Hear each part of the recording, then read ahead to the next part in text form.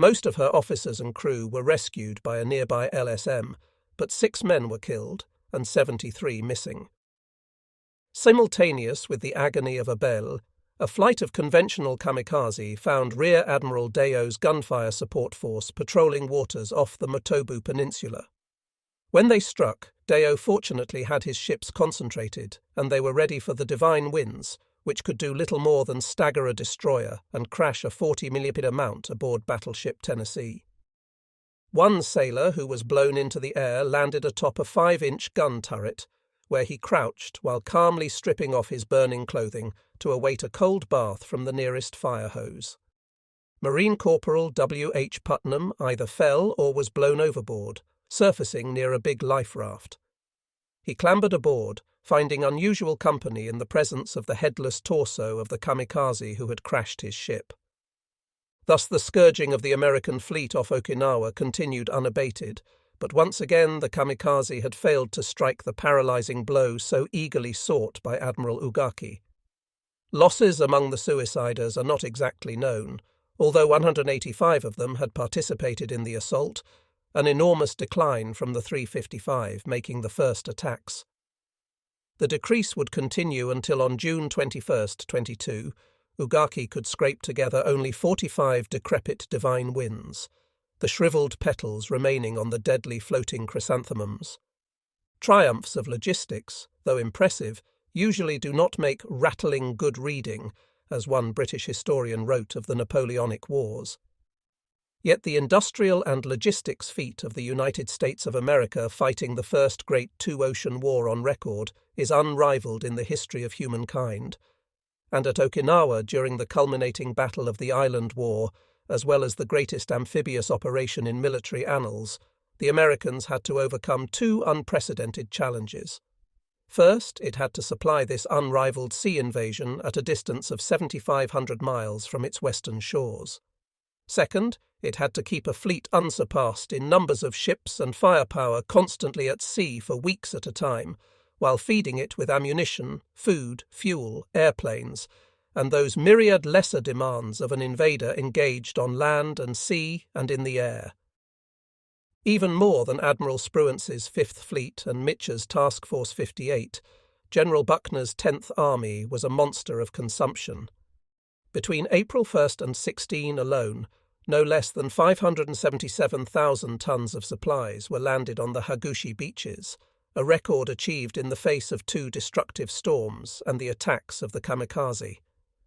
A difficulty unsuspected by the iceberg planners, though actually a happy one, was the incredible speed of the advance of Buckner's attacking divisions, so rapid that ducks and amphibious tractors expecting to haul their supplies no farther than the beaches were obliged to roll far inland to unload. Another problem caused by unforeseen success was that because planners had placed the unloading priority of spare vehicles lower than such vital supplies as ammunition, barbed wire, fuel, and food, these first priority supplies had to be heaped on the beaches to get at the now sorely needed jeeps and trucks. This caused the breakdown of an elaborate plan for supply dumps to be established at carefully selected points. Night unloading under floodlights, suspended only during air raid alerts, helped to unload waiting ships speedily, but also added to beach congestion. On April 13th, General Buckner was dismayed to learn that during the past 24 hours, only 640 tons of artillery ammunition had crossed the beaches, not nearly enough to supply guns expending more shells than planners had anticipated. Buckner immediately gave priority to artillery shells, and in the next few days 3,000 tons daily were deposited ashore. Enough not only for those tireless guns, but also to begin building a reserve. Okinawa's excellent network of bad roads, all narrow and lightly surfaced, could not be traversed by American armoured tractors and 6x6 trucks. Those early April rainstorms that had delayed unloading of ships also made the roads softer, compelling American engineers to try to harden them with sand mixed with coral. But the coral was not easy to dig and had to be blasted frequently. Without a rock crusher, the engineers sometimes dumped coral fragments as big as boulders on the roads, turning some of them into obstacle courses. Erection of numerous pontoon causeways from the reefs to solid ground helped ease the continuing problem of moving supplies from ship to shore. LCTs, landing craft, tank, and LSMs, could tie up to the small ones, transferring their cargo directly into trucks. The bigger ships at the bigger causeways used cranes. Red Beach 1 opposite Yontan Airfield had the largest causeway, 1,428 feet long with a pierhead 45 by 175 feet. During the first few days, 60,000 men and 110,000 tons of cargo crossed the piers. The most serious shortage was in shells for the 81mm mortars, those unlovely stovepipes that probably have killed more soldiers than any other weapon devised, caused by the loss to kamikaze April 6th of those two ammunition ships. But the ever-resourceful Admiral Turner quickly put in an emergency request to Guam, and 117 tons of mortar shells were airlifted to Okinawa, enough to keep the stovepipes firing until many more tons could arrive by ship. Yontan and Kadena airfields were kept so well supplied that not a single plane was grounded for lack of fuel during the entire campaign. 5th Fleet and TF-58 were supplied by a force of cargo ships and oilers, commanded by Rear Admiral D.G. Beery from his flagship in the old light cruiser Detroit. When Beery received requests from carrier groups for oil and/or ammunition, he would send formations of the necessary ships hurrying to the flat-top fleets to begin replenishment at dawn and complete it by dusk. Long before Okinawa, the Navy had perfected the system of refueling at sea, and eventually replacement ships were trained to fill the carrier's every need, even such bulky items as crated airplane engines or jeeps for use on flight decks. Weapons, bombs, and bullets were soon added, and thus at Okinawa, TF-58 could remain almost indefinitely at sea, a fact that might be a boon to Admiral Mitcher, but a bore to his swab jockeys weary of sea duty and eager for a little fun ashore. In the immemorial rhythm of "for want of a nail a shoe was lost," the most serious problem was inadequate supplies of 3/1/2 and 4-inch Manila line, and this would not be solved until the Philippines were completely reconquered. Supply of the bombardment warships off Okinawa was made easy by Admiral Turner's foresight in seizing the Keramas not only for a ship's hospital, but also to keep the big naval guns bellowing. A new class of LST ammunition ships equipped with mobile cranes shuttling between the Karamas and Ulithi and the Marianas was able to deposit cargoes directly onto the decks of bombardment warships. They also were type-loaded, that is, carrying ammunition for just one class of ship, say 5 inches and 40mm for destroyers. Fuel for all these ships, together with about 1,000 carrier aircraft, was supplied both by Admiral Beery and fleet tankers sailing from Guam to Okinawa or meeting thirsty ships at sea. 2 huge fleet tankers left Guam every 3 days. Every day during the peak period of April 424, an average of 167,000 42-gallon barrels of fuel oil was consumed by the ships at and around Okinawa, plus 385,000 gallons of aviation gasoline. By May 27th, nearly 9,000 barrels of oil had been consumed and 21,000 gallons of aviation gasoline, to say nothing of the delivery of less vital but still important items, as 2,700,000 packages of cigarettes, 1,200,000 candy bars, and over 24,000 pieces of mail, to gladden the heart of American servicemen there. Suggestive of the extent of the logistical triumph occurring at the Great Lu Chu was the fact that 4 escort carriers were employed to protect replacement planes and pilots being ferried to the battle area, with 17 more on the same mission between the West Coast and the Marianas.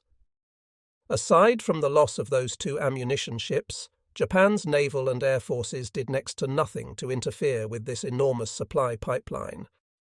Because Admiral Beery's fleet operated about 200 miles south of Okinawa with air cover from 2 escort carriers, it was rarely attacked. One lone kamikaze did score a hit on the fleet oiler Taluga, but this minor damage was quickly repaired. The failure of the Japanese counterattack on April 12th and 13 had convinced Major General John Hodge that the time had come for a major breakthrough in Ushijima's Nahashuri-Yonabaru line. It was scheduled for April 19th. In the interval, the 77th Infantry Division landed on Ai-Shima, just off the western tip of Motobu Peninsula, about to fall to the 6th Marine Division. Ai was a fair-sized island with a completed airfield. Landing on April 16th, the 77th fought a savage four-day battle, killing 4,706 Japanese, many or perhaps even most of them uniformed civilians, while losing 258 soldiers killed or missing and 879 wounded. Marching with the 77th was Ernie Pyle. Before Pyle left Ulithi to join the 1st Marine Division, another correspondent yelled at him jokingly, "Keep your head down, Ernie." Snorting in disdain, the GI's friend replied, "Listen, you bastards, I'll take a drink over every one of your graves." But it was Ernie's last resting place that was dug on Ishima. As it always was with Pyle, he was at the front, driving there with a battalion commander. Suddenly a Japanese machine gun opened up, and the driver with his two passengers dived into a ditch. After the machine gun fell silent, the commander and Pyle raised their heads, and the gun chattered again. Pyle slumped back into the ditch. Bullets had entered his forehead just below his helmet. Over his grave, his new comrades in the Pacific placed a monument with the inscription, "On this spot, the 77th Infantry Division lost a buddy, Ernie Pyle, 18th April 1945. 2 days later, the defending Japanese mounted a desperate counterattack in an effort to recover ground lost during April 20th to the Americans. After dark that night, infiltrators in company strength and in small groups, a total of about 500 men, launched a screeching assault on the front of the 307th Infantry's G Company. Many of them penetrated, actually overrunning a battalion command post, and might have broken through, but for the efforts of two machine gunners. Staff Sergeant Anthony Kanowski and PFC Martin May. Both men emptied their heavy machine guns repeatedly until they had no more belts left, after which they struck at the enemy with grenades and carbines, until May was wounded by a mortar shell and the enemy driven off. They returned to the attack, and once again May fought them off, but this time he received his mortal wound, and his Medal of Honor was awarded posthumously. On the following day, General Hodge's bellowing three-division assault began. Its objective was to penetrate defences around Shuri to seize the low valley and highway linking Yonabaru on the east coast with the capital of Naha on the west. Admirals Spruance and Turner were eager to seize Naha with its excellent port, the very harbour in which Commodore Perry had cast his anchors en route to opening Japan to world trade. Even though General Hodge was hopeful, he had no illusions about the formidable positions that his troops would be attacking. "It is going to be really tough," he said. "There are 65,000 to 70,000 fighting Japs holed up in the south end of the island, and I see no way to get them out except blast them out yard by yard."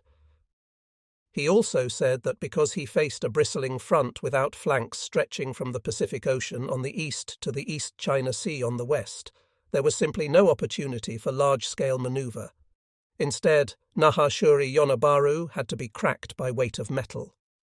All previous Pacific War bombardments were surpassed by the concentration of explosives, land, sea and air, that preceded the attack.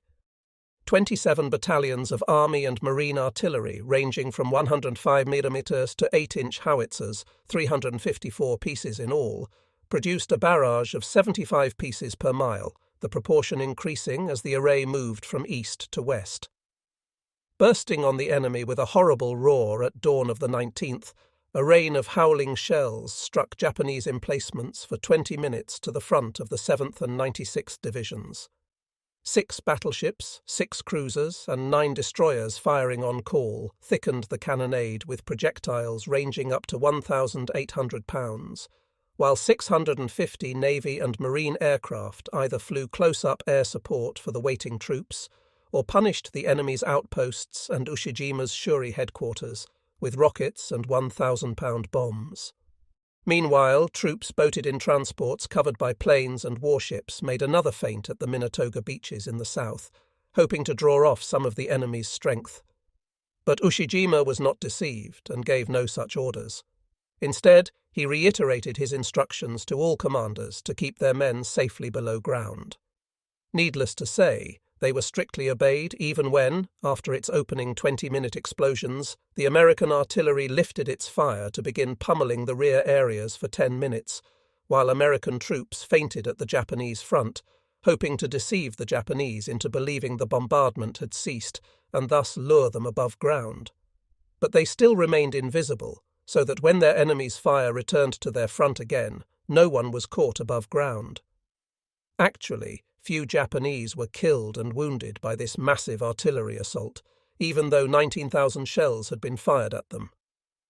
Brigadier General Joseph Sheets, commanding 24th Corps Artillery, said that he doubted that as many as 190 Japanese, one for every 100 shells, had been killed in the bombardment.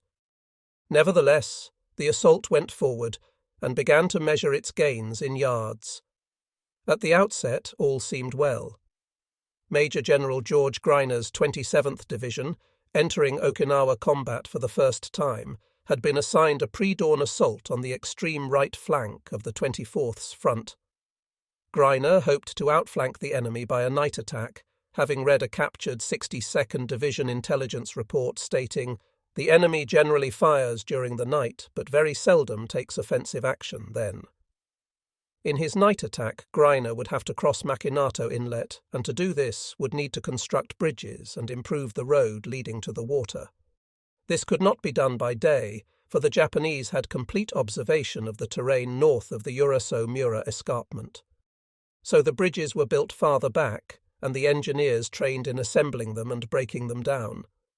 Meanwhile, a bulldozer was assigned to widen and repair the narrow, shell-pocked little jeep road leading to the inlet. By day, in full view of the enemy, the bulldozer retrieved upended or mired jeeps. By night, the driver worked tirelessly to make the road passable for Griner's troops. Thus, before dawn of the 19th, the 27th's spearheads did indeed cross Mashinato Inlet unseen. With dawn, however, they were detected, and a rain of fire struck them to the ground and kept them there. This was the high point of Hodge's massive, the division assault. All that the night attack had achieved was to allow the Americans to move undetected over the low ground intervening between their jump-off point and their objective. Elsewhere, the assault did not even get that close. It had been hoped that the new flame-throwing tank assigned to the 7th Division on the left flank would easily destroy Ushijima's outposts. In essence, the new weapon was an old Sherman tank with a flame spout projecting from inside the barrel of its 75mm cannon. It fired a stream of fiery fluid of mixed napalm and gasoline. The napalm was a soapy, granular, flammable substance that would stick like jelly to whatever it hit: tanks, pillboxes, and men. The flamethrower was the only weapon that terrified the Japanese. First widely used on Peleliu, it was usually carried by a big strong man firing a tube connected to a tank on his back. It sometimes backfired, for a bullet could ignite the tank, incinerating everyone in the vicinity, while charring the man who fired it. Adapted to a tank, it was thought to be much harder to stop than a man. It seemed so when 3 of these flame-belching monsters and 2 regular tanks joined the 7th's attack and clanked toward the coastal flats dotted with fortified tombs and pillboxes beneath Skyline Ridge. Long, hissing jets of orange flame issued from the mouths of the 75s, directed into every opening. Soon clouds of greasy black smoke billowed skyward, and the GIs who had been watching in fascination at this incineration of their enemies cheered wildly. Now possessing a foothold below, the Americans began climbing the ridge, straight into an enemy hurricane. First, pre-registered mortars fell upon them, flashing and crashing, and then, boiling over the crest of the ridge, charging up from the reverse slope, and even rushing into their own mortars to close with the enemy, came a horde of screaming Japanese hurling grenades and satchel charges. Twice they came in counter-attacks, and each time the GIs clung desperately to their weakening hold on the forward slope. Higher up on Skyline Ridge, other soldiers of the 7th advanced unmolested for 500 yards, an ominously easy ascent that should have warned them. But when they moved into ground, also pre-registered, the same rain of enemy fire stopped them cold. Pinned down throughout the day, all formations of the 7th were retreating into their former positions by shortly after 4 o'clock. They had gained not a yard. In the centre of Hodges' assault, the 96th Division found its experience even more frustrating than the 7th's. The objective was the Tanabaru-Nishibaru Ridge line, which joined Skyline Ridge, Hill 178, and Kakazu Ridge to form the zone defended by General Fujioka's 62nd Division. Repeated local attacks gained no more than outpost ground. Only one serious attempt to penetrate enemy defences was made, by a platoon led by First Lieutenant Lawrence O'Brien of Colonel Mickey Finn's 32nd Regiment. O'Brien tried to move onto Skyline Ridge and then westward to the towering mass of Hill 178. Apart from an exploding shell that killed one man and wounded 3 others, O'Brien's men moved rapidly up Skyline's steep forward slope, then swung right toward 178.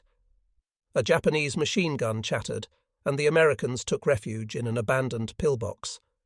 From a ridge above, the Japanese hurled grenades and fired knee mortars. O'Brien was pinned down.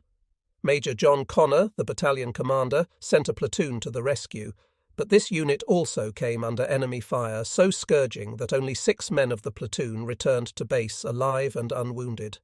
With this, Connor recalled O'Brien. In another demonstration of how dangerous the forward slopes of the ridges could be with the rear slopes unconquered, Connor had lost 80 men and gained not an inch. After that first quick nighttime surge over unoccupied ground on the 24th's right flank, the 27th Division's sector became a burial ground for American armour. Because the division's foot soldiers failed to penetrate Kakazu's defences, the tanks, 30 of them including 3 armoured flamethrowers and self-propelled 105mm howitzers, had no supporting infantry. This left them exposed to the plunging fire of enemy 47mm anti-tank guns above them, and the infiltration tactics of Nipponese suicide squads hurling satchel charges, usually against the vehicle's bottom plate. Unfortunately for the Yankee tankers, the Japanese at Kakazu were actually waiting for them, praying for them. One 47mm gunner named Fujio Takeda knocked out 5 tanks with 6 shots at 400 yards. In all, of the 30 American tanks that attacked, only 8 survived. Many of the tankers lived, most of them digging holes beneath their disabled steel monsters and remaining in them undetected for as long as 3 days. Others were killed when the Japanese pried open their turret lids and dropped grenades in. It was thus that General Hodges' hurricane attack was hurled back. Failing utterly to break through, it did not obtain a single lodgment or foothold in the enemy's defences, from which further assaults might be mounted. Possibly worse, General Greiner, in his decision to bypass Kakazu Ridge, had left a gap of almost a mile between his 27th Division and the 96th in the centre. No American troops were there to blunt any enemy counterattack, and so General Hodge worried that a Japanese counterstrike could slip through to trap the entire 27th, pressing it against the iron enemy defences it had failed to pierce, and then destroy it. Fortunately, those well-entrenched Japanese were as blind as the moles they resembled, having no idea of their foes' whereabouts, and no enemy counterattack was launched. Nevertheless, General Greiner the next day reiterated his belief that the Japanese strong points should be bypassed and mopped up. In reply, Colonel Screaming Mike Halloran, commander of the 381st Infantry, gave a more accurate estimate of the enemy's troops. You cannot bypass a Japanese because a Jap does not know when he is bypassed. Thus ended the hurricane assault with 24th Corps losses totalling 750 killed, missing and wounded. Outer line cracked Ushijima retreats. Chapter 16. It was an entirely different American infantryman who wearily and warily greeted the dawn of April 20th on Okinawa.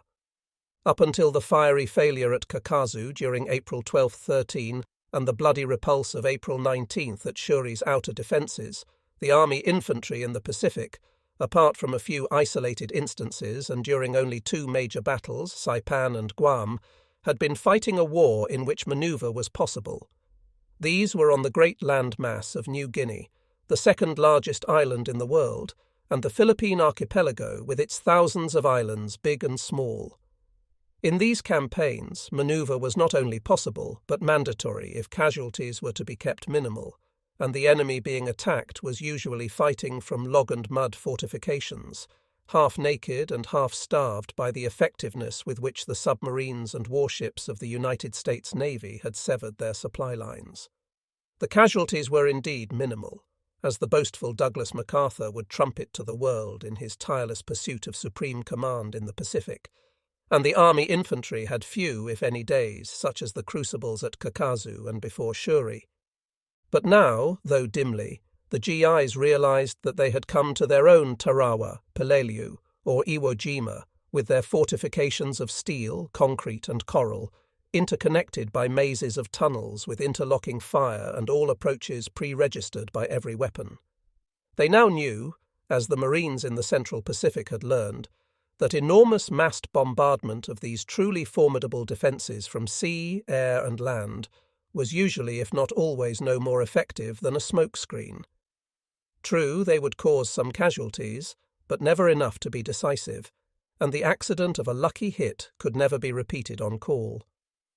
Only the impetuous foot soldier slashing in with his hand weapons and using tanks, hurling explosives and aiming flame, can succeed in a war against armed and resolute moles. The naval shell's flat trajectory, the bomb's broad parabola, the artillery projectile's arc, even the loop of the mortar, cannot chase such moles down a tunnel. If they can occasionally collapse the whole position with a direct hit, a rare feat, they have knocked out only one spoke in the enemy's wheel. But the wheel still turns, killing and maiming, and again, in the absence of that military miracle, direct hits on call, the man on foot has to go in. Too often, even without his tanks. Moreover, the losses in armour and the casualties among the American GIs on that near-disastrous April 19th were not only the result of attacks made into Ushijima's clever and sometimes invisible defences spouting death and destruction, but also complicated by the terrain of southern Okinawa itself. It was, as the Army's official history states, ground utterly without pattern. It was a confusion of little, mesa-like hilltops, deep draws, rounded clay hills, gentle green valleys, bare and ragged coral ridges, lumpy mounds of earth, narrow ravines and sloping finger ridges extending downward from the hill masses. On April 20th, General Hodges' 3-division assault into Ushijima's meat grinder was renewed. 7th on left, 96th in the centre, and 27th on the right. In these first two formations, the GIs, now thoroughly blooded in this type of warfare, moved forward more warily and skillfully. The 32nd Infantry of the 7th, or Hourglass, took Uki Hill with surprising ease, and then struck at Skyline Ridge, blanketing it with smoke to blind the numerous enemy mortarmen there. The tactic worked, especially after two gallant soldiers, First Lieutenant John Holmes and Staff Sergeant James McCarthy, led a final charge to seize the hill, but later perished in a fierce enemy counterattack that was hurled back. Flame-throwing tanks were of major assistance in this action, burning out a forward mortar position that could have been troublesome. But the Skyline's dogged defenders did not submit so tamely. One machine gunner in a pillbox was particularly tenacious until Sergeant Theodore MacDonnell, a mortar observer not expected to join a battle, entered the struggle on his own, charging the pillbox throwing grenades. Next, he borrowed a bar, and when that jammed, a carbine, rushing the enemy position with this ordinarily most useless weapon in the American arsenal. At close range, however, it could do damage, and MacDonnell used it to kill all 3 gunners.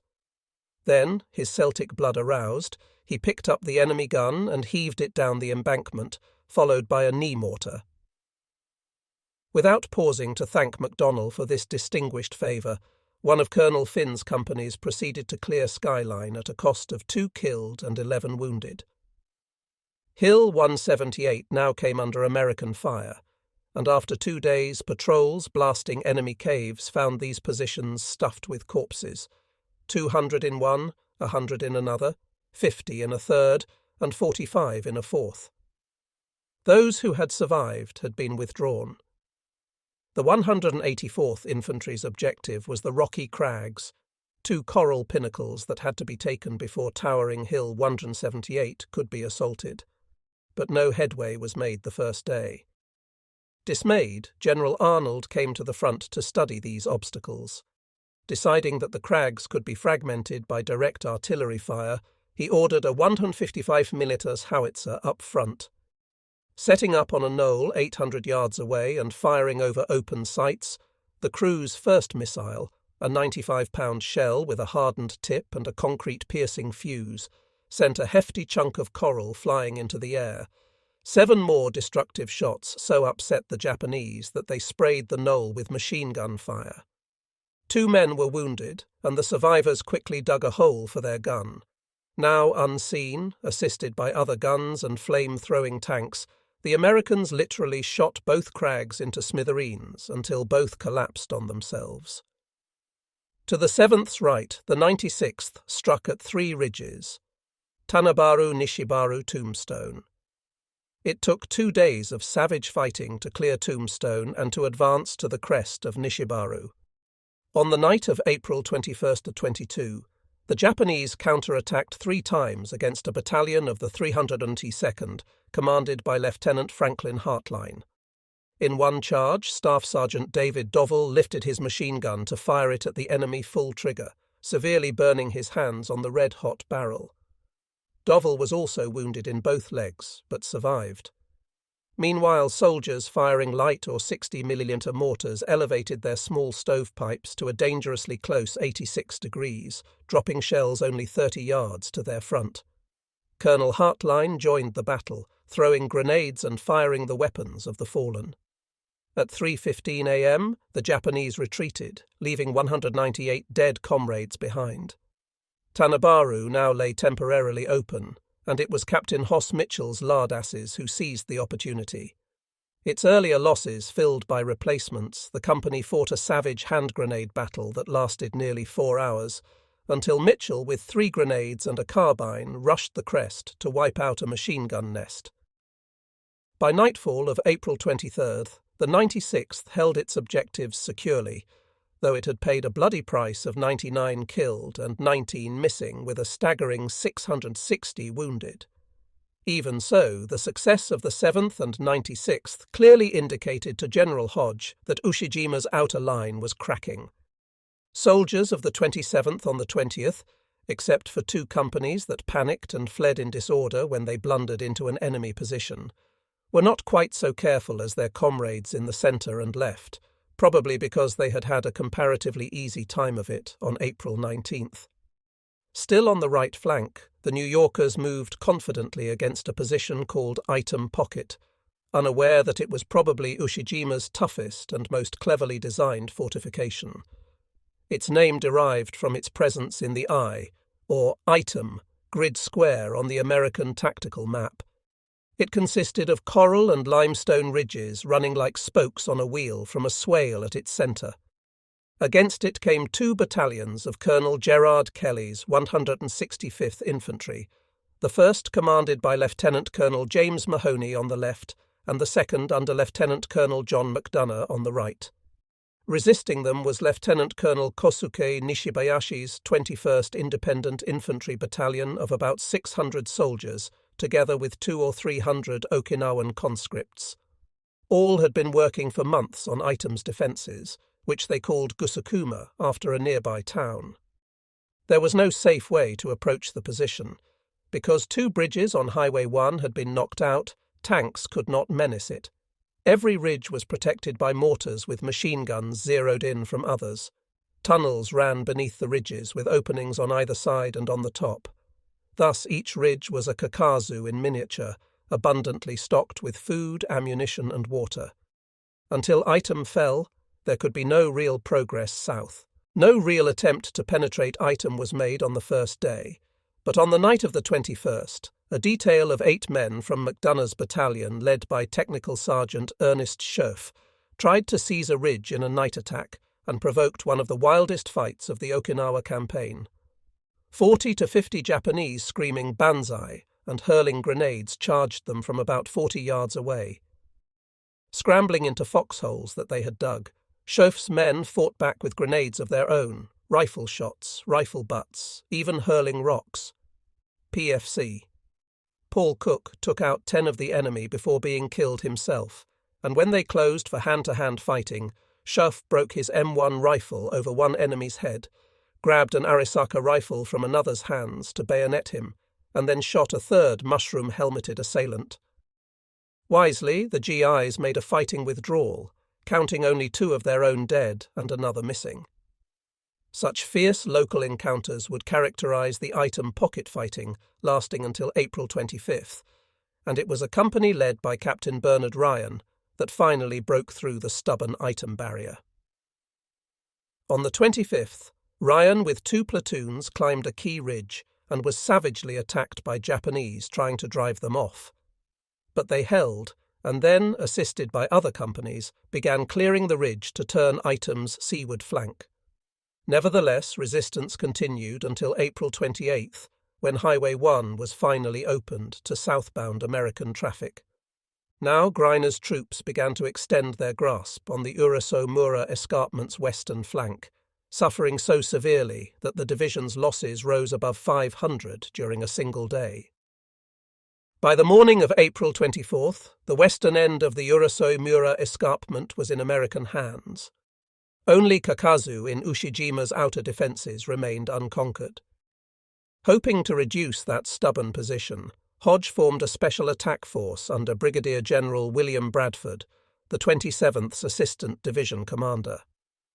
Called Bradford Force, it was to strike Kakazu early on the 24th. But that night, during a heavy fog, a powerful enemy artillery barrage struck the American forward elements. When Bradford Force attacked, its men found to their amazement that there was little or no resistance. Under cover of the fog and the bombardment, the wily Ushijima had ordered a general retreat to preserve his remaining strength. For 5 days, since April 19th, the Japanese had fought a dogged defensive battle, limiting the Americans' gains to yards and at Kakazu stopping them in their tracks. But by darkness of April 23rd, the line had been pierced in so many places that it was in danger of collapsing with a consequent loss of many men, either by enemy action or suicide. So General Ushijima withdrew to his next chain of defences. In effect, the battle for southern Okinawa had advanced but a single solid step, with many more steps to follow. Major General Curtis LeMay had been in command of the 20th Air Force since the summer of 1944.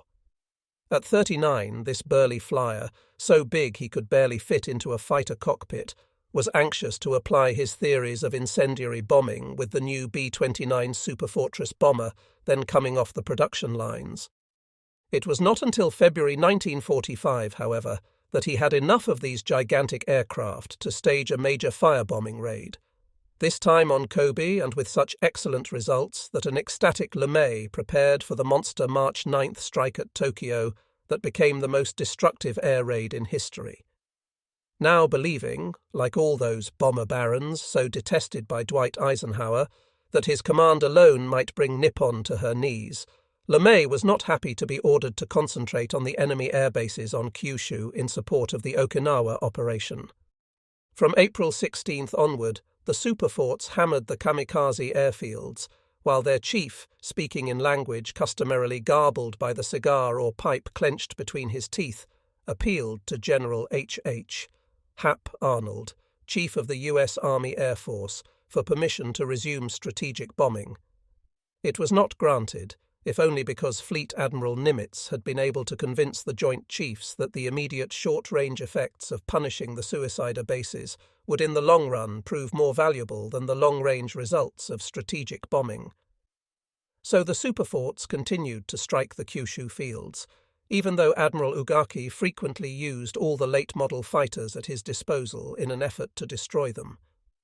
This was not quite possible, for his interceptors had neither the speed nor the firepower necessary to take out a superfort. Nevertheless, some vitious aerial duels developed high in the skies. One of the most fierce erupted on April 27 when 100 B-29s attacked Kanoya and 5 other airfields. There were so many Japanese fighters aloft and buzzing the big bombers that Lieutenant Kenneth Hornbeck later told war correspondents, "The milk run is over, the cream is curdled."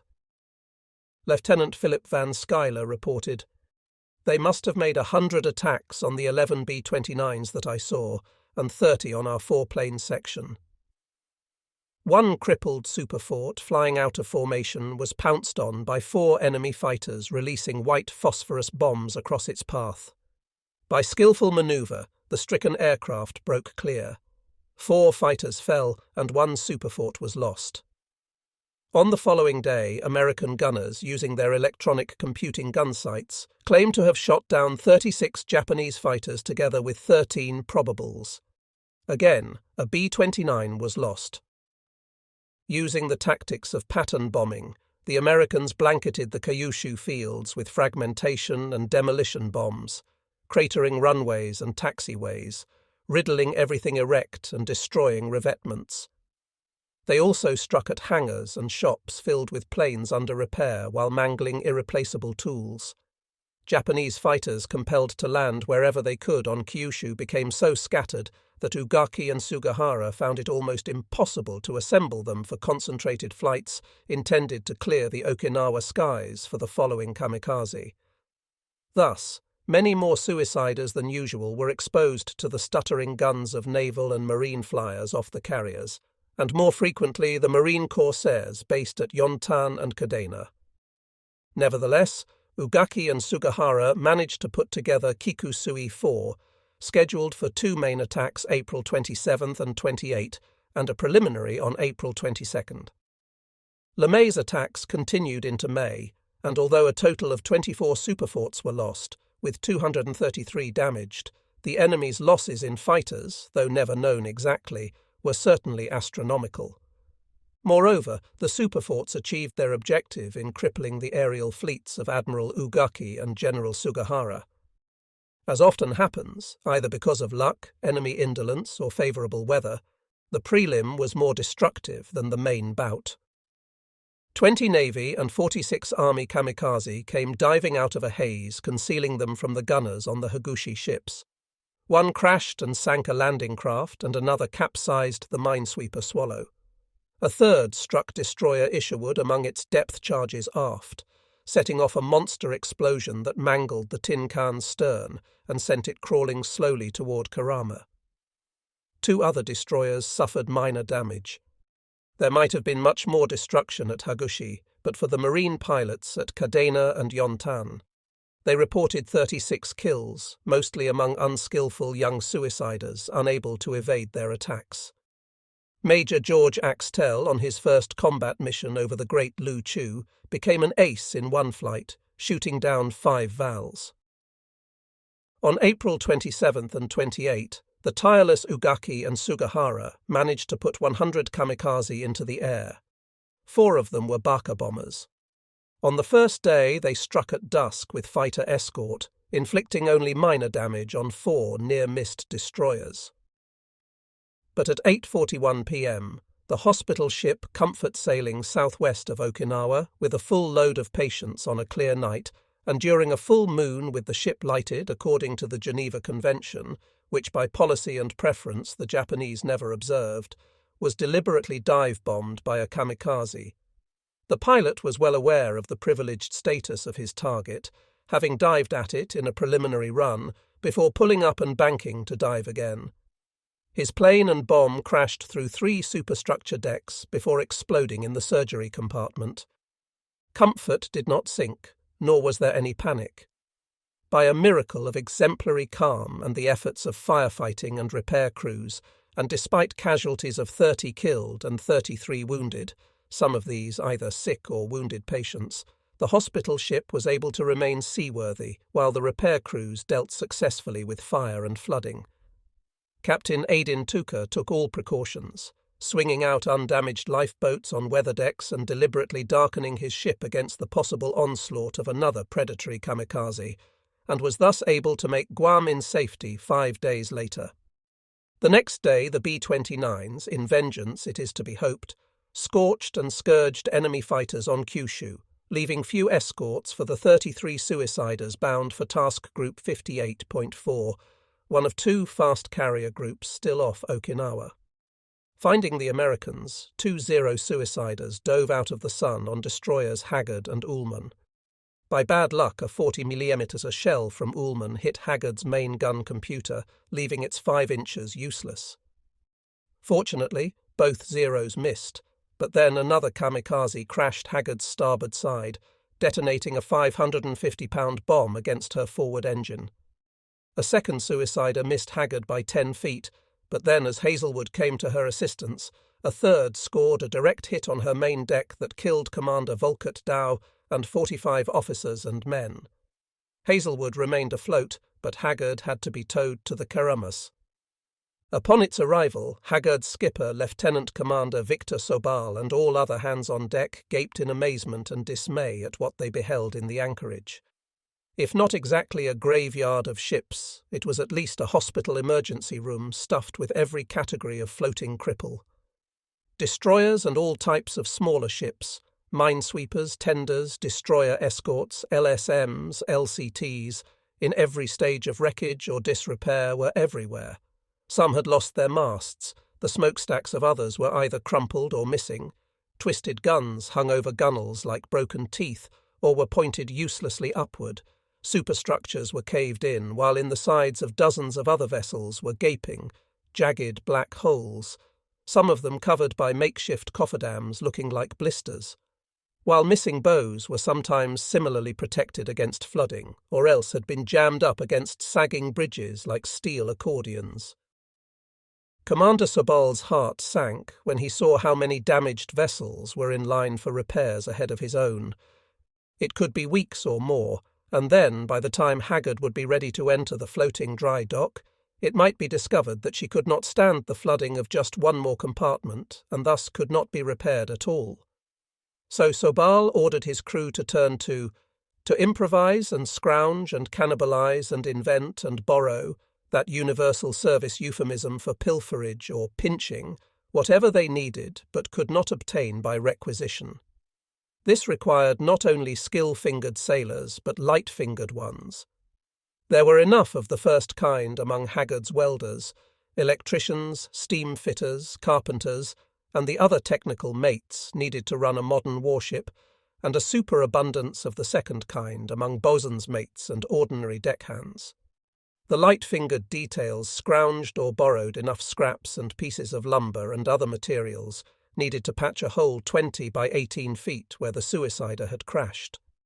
Another hole through which seawater had flowed to flood engine and boiler rooms was plugged when Sobal and others put on diving equipment to cover it with a 7-ton temporary patch, after which the rooms were pumped out. Meanwhile, the Black Gang ingeniously rebuilt an after-boiler from fragments of a wrecked one, using whatever scraps that would fit to repair steam lines to the engines. So resurrected, lighting off one boiler, the crew got their beloved ship underway, and in 4 months sailed her halfway around the world to the Norfolk Navy Yard.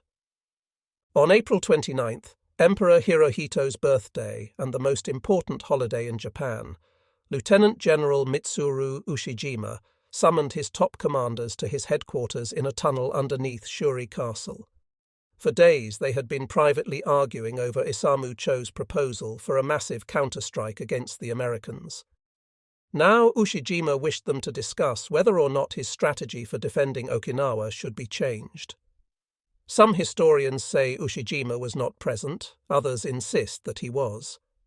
It does not seem likely, however, that the 32nd Army commander, even though it was not his custom to attend staff discussions, would ignore such a momentous meeting called by himself. Ushijima's chiefs sat on canvas camp chairs at a rough flat table covered with maps. Around them the stones of the tunnel glistened with sweat. Water from the moat surrounding medieval Shuri seeped through crevices in the wall or dripped incessantly on the floor of beaten earth. dim light glinted weakly off the glasses worn by most of the officers in attendance, or winked on the stars of the numerous generals present. Isamu Cho sat close to Ushijima, staring arrogantly into the questioning gaze of his arch-rival, Colonel Hiromichi Yahara. Just as he had predicted the debacle of General Cho's abortive counterattack of April 12-13, the rigidly rational Yahara was now prepared to oppose what he knew would be a plan for an even greater and more disastrous counterstroke. By his patrician bearing, he made it clear that he could not be bullied by either the rank or the fiery rhetoric of the burly general now rising to address the meeting. Cho began with an incredible untruth, that the Japanese soldier, in the main from 4 to 6 inches shorter than his American enemies and from 30 to 50 pounds lighter, was a superb hand-to-hand fighter who could easily overpower the soft, effete American devils. A general clearing of throats and grunts of approval followed this absurd remark, either born of the school of the rosy report or emanating from the sack bottles being passed freely around. Very quickly, most of the commanders present supported Cho's plan. Lieutenant General Takeo Fujioka, commander of the 62nd Division, and also the plan's co-author. Lieutenant General Tatsumi Amamiya, swallowing his detestation of the boastful Fujioka in his eagerness to lead his untested 24th Division into battle at last, and Major General Kosuke Wada, chief of the 5th Artillery Command. Wada agreed with the others that the 32nd Army had made an achievement unprecedented in Pacific warfare. It had preserved its main body intact after a month of fighting. This, Yahara bluntly interjected, happened only because the Americans had not yet hurled their full strength against the Naha-Shuri-Yonabaru line.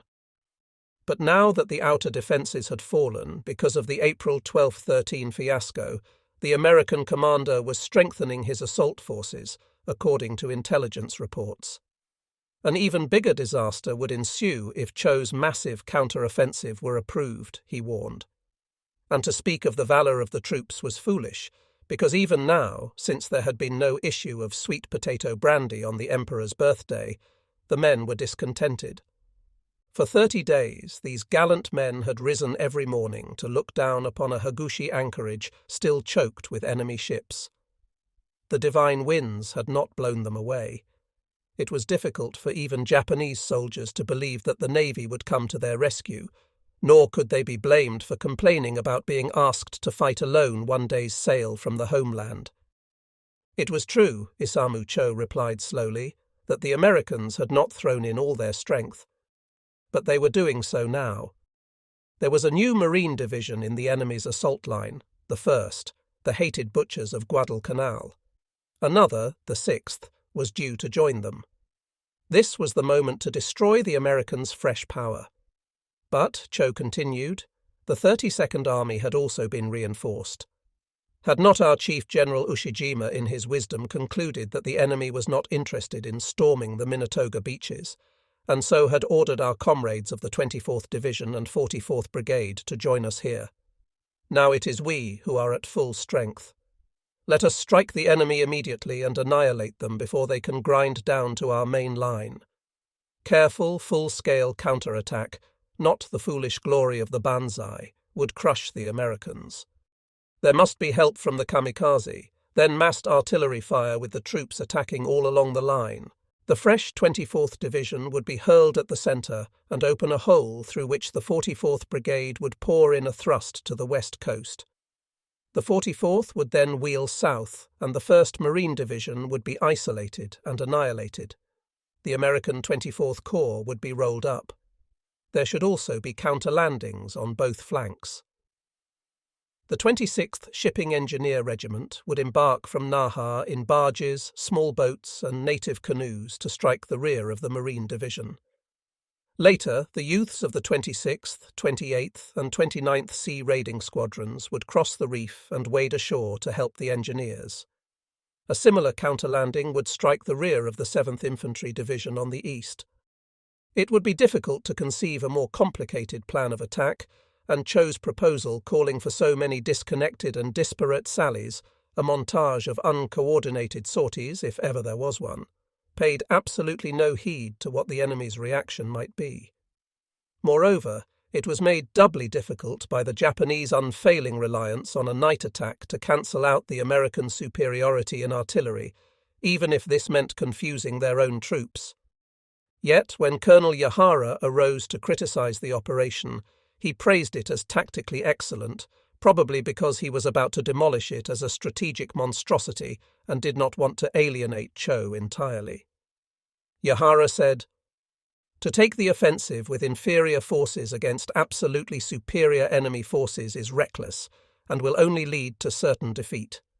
We must continue the current operation, calmly recognizing its final destiny, for annihilation is inevitable no matter what is done, and maintain to the bitter end the principle of a strategic holding action.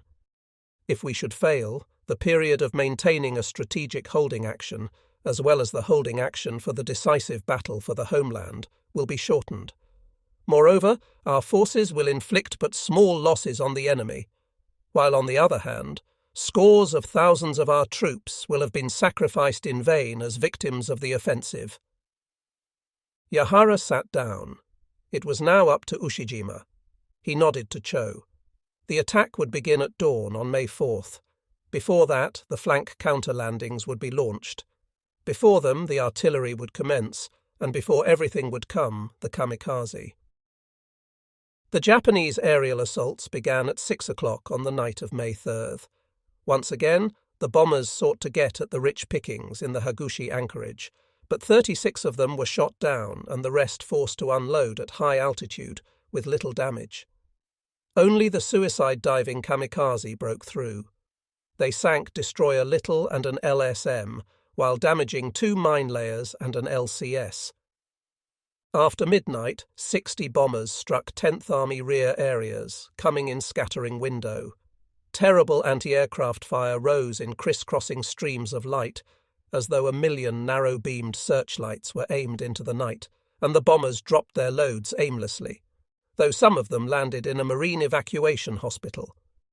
An hour later, marine tanks guarding Makinato airfield on the west coast fired at voices on the beach.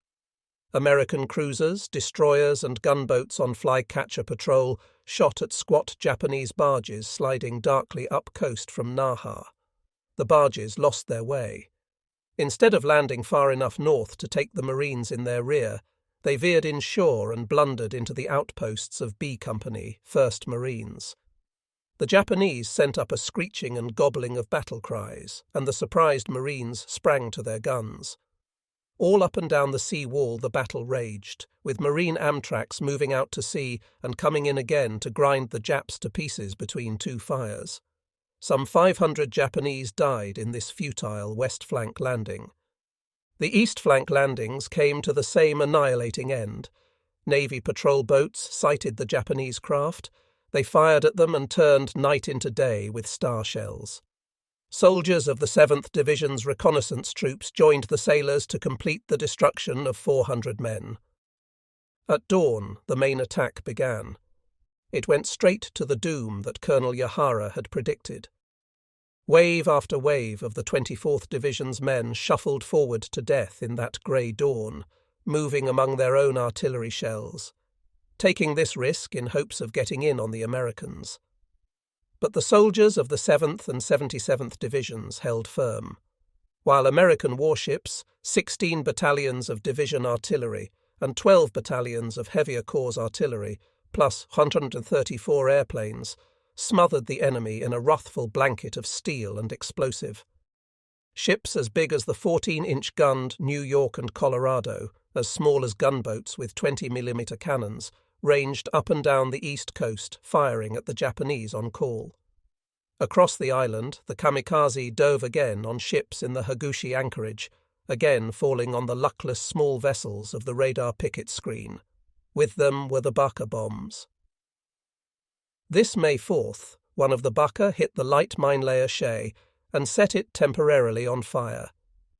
The kamikaze also sank 2 more destroyers, Luce and Morrison, as well as 2 LSMs, while damaging the carrier Sangamon, the cruiser Birmingham, another pair of destroyers, a minesweeper, and an LCS. Again, they failed to get at the cargo and transport ships, and they lost 95 planes, Ashore, Isamu Cho's massive counter-thrust was being broken by that material power for which Mitsuru Ushijima had shown such profound respect. Much of the Japanese assault died a bourning. Sometimes the Japanese closed, but rarely. There were seesaw battles up and down some of the ridges held by the 77th, but they ended with the GIs either in command of their previous position or holding new ground farther inside the Japanese territory. One battalion of the Japanese 24th Division got behind the 77th on the left, but it was annihilated by a reserve battalion of the 7th Division in a 3-day fight. Otherwise, the 24th Division never punched that hole through which the 44th Brigade was to race and isolate the 1st Marine Division. And the 1st began attacking on the morning of May 4th. Even as the GIs on their left bore the brunt of Cho's big sally, these Marines were battling southeast toward the key bastion of Shuri. They scored gains of up to 400 yards. The next day they attacked again, once more pushing the Japanese back, even though their advance was made more costly by the fact that they were up against rested battalions of the Japanese 62nd Division. By the night of May 5th, the Marines had picked up another 300 yards. By that time, Lieutenant General Isamu Cho's massive stroke had been completely shattered. Those 2 days of fighting had cost the Japanese 6,227 dead. The 7th and 77th Divisions had lost 714 men killed or wounded while holding the line. The 1st Marine Division had taken losses of 649 men in the more costly business of attack. The next day, the 1st gained another 300 yards and added a 4th Medal of Honor winner to its rolls since coming into the line on May 1st. That day, Corporal John Fardy smothered a grenade with his life, as had PFC, William Foster.